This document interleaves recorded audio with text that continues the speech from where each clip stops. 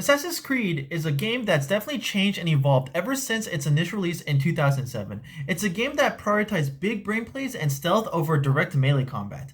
But is it still the same stealth game that we remember it to be?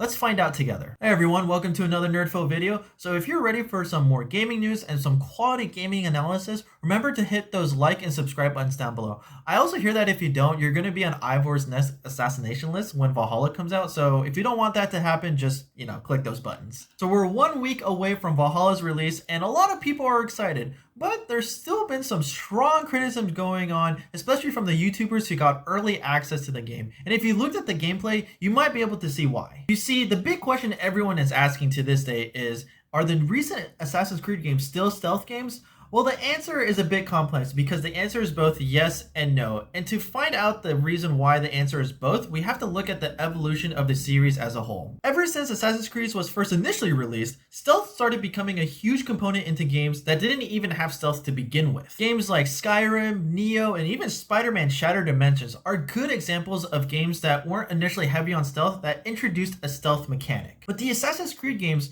were still heavily based around stealth, and you were really punished if you broke out of stealth and you were surrounded by just even 5 dudes. The evolution of Assassin's Creed has been interesting as it has become easier and easier to play even if you were caught in melee combat. As enemies had exclamation points over their head, made loud noises before their attack, or made the heaviest and biggest motion that they were about to swing a giant axe at your face, it became a lot easier to play the game and you weren't as punished if you broke out of stealth. But in its heart, the game still encouraged the players to go with the stealth route. It even developed stealth kills with corner kills, long-range weapons, running kills, but it started moving from a stealth game to an RPG game, and a lot of people chalk it up to Origins as being, well, the origin of this transition, but I actually think they're wrong. You see, the game that started the transition from stealth to RPG was actually Assassin's Creed Syndicate. Now, don't get me wrong, Assassin's Creed Syndicate is not a traditional RPG game, but I'm saying it started the transition. You see, Assassin's Creed Syndicate not only introduced an expansive skill tree, but it introduced a leveling up system, which was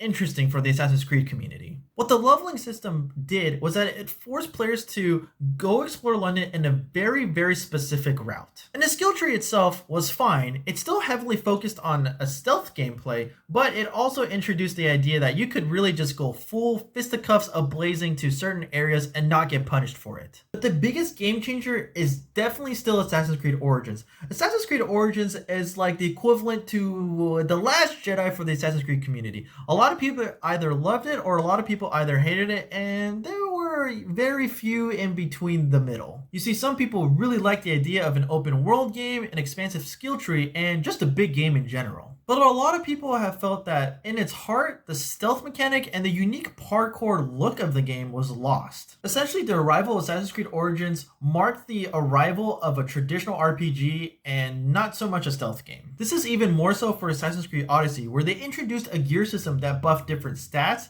an adrenaline system, an idea of a critical assassin that you had to use on the big boys or for enemies that were higher level than you, and even then you still might not get that one-shot kill. With the release of trailers and different gameplays from different YouTubers on Assassin's Creed Valhalla, it definitely seems like Valhalla is following the route of Assassin's Creed Odyssey. They have already introduced the idea of a skill tree, gears buffing different stats, and a stamina bar. But you have to look at the overall reward of the game. Overall, the game still rewards you for your stealth and big brain plays should you choose to go that route. Essentially, this transition from a stealth to an RPG game gives the players a choice of how they want to play. You can choose to play as a big brute charging in, or you can choose to still play as that sneaky assassin. So you might be asking yourself, should I get Assassin's Creed Valhalla if I'm looking for a stealth game? I think so, but if you're looking for a really challenging and really beautiful look at a stealth game, I think Ghost of Tsushima is what you're looking for. But Assassin's Creed Valhalla still plays like a stealth game if you choose to do so. And let's be honest, Ivor's Hidden Blade looks freaking awesome. I cannot wait to use that thing. Well, that's all I have for you today, fellow assassins. If you're getting Assassin's Creed Valhalla, let me know in the comments below what you are most excited for. Thank you all so much for watching. Please remember to hit that like and subscribe button if you haven't, and I'll see you for your next Nerd Fill.